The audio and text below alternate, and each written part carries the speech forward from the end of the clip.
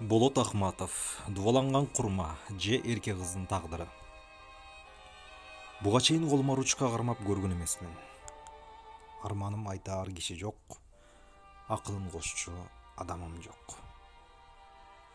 Айланайын ак кагассага кайрылып отурам. Антпесем жан дүйнөмө батпай кетти.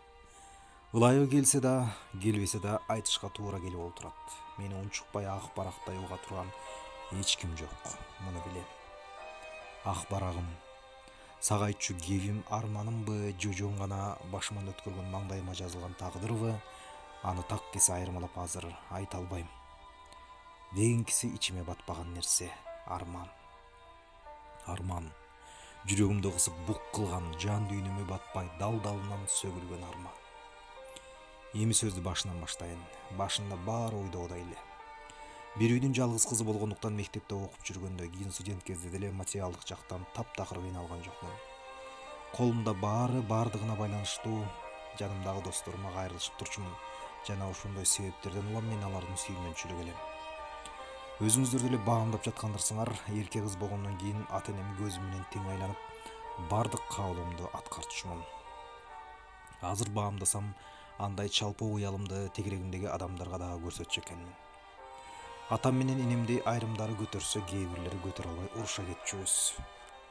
Ата энем менен урушкандай алардын эч бирине кек сактабастан кайрадан сүйлөшө берер элем. Бул менин жакшы жагымбы же кемчилигимби билбейм. Ушул сапатымдан улам бүгүнкү тагдырыма туш келип отурам го деп ойлойм. Баары баягы союз учурунда интернационализм деген идеялар жогору мезгилден башталды. Мен ошол идеялардын алкагында тарбияланып калгандыктан өзүмдү бардык жерден алдыңкы саптан көргүм келип, окууга да ошондой максатты аркалап тапшырган болчумун.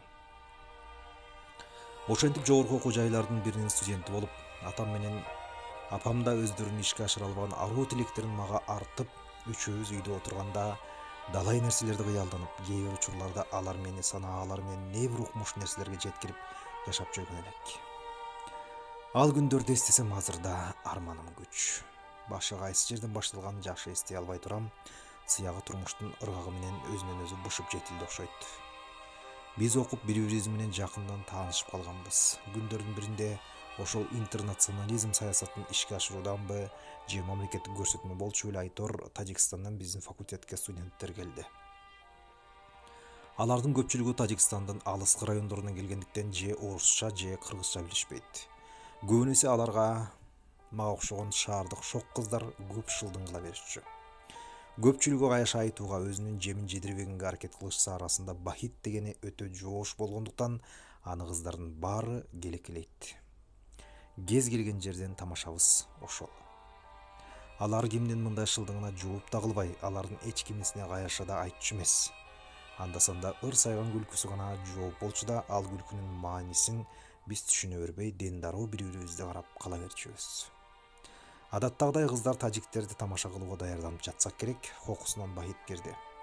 Анын келишин күтпөгөн баарыбыз алактап калдык. Шашып кеткен мен, тажиктерди тамаша кылалы деп жаттык эле дептирмин. Ошондо Бахит: "Мен кыргызмын", деди. Эч качан сүйлөбөгөн Бахиттен мындай сөздү күтпөгөндүктөн баарыбыздын оозубуз ачылып калды. Биздин ыңгайсыз абалда калышыбыздан тартындыбы, башка сөз сүйлөбөй кайра чыгып кетти. Баятан бери түзгөн пландарыбыз бузулду. Ал күнү тамашабыз болбой калды. Кыздар кандай ойлонду билбейм, мен өзүмдү сабактын аягына чейин ыңгайсыз сездим.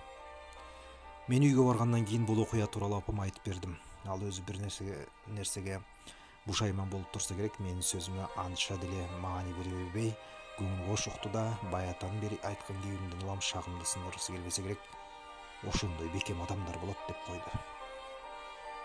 Ал күнү эч нерсеге көңүлүм келбей, эрте жатып көп ойлондум. Оюм тажиктерден ажырай албай, мурда тил билбейт, түшүнбөйт деп жасаган мамилем үчүн, тамашам үчүн катуу уялдым. Эртеңки сабакка баргым келбейт. Эртең менен ойготкон апама бул оюмду айтсам, өзүнчө күңгүрөнүп, мени ооз учунан тилдеди да, кечирим сурап кой деп эскертти. Ал күнү кечирим суроого шарт болбоду.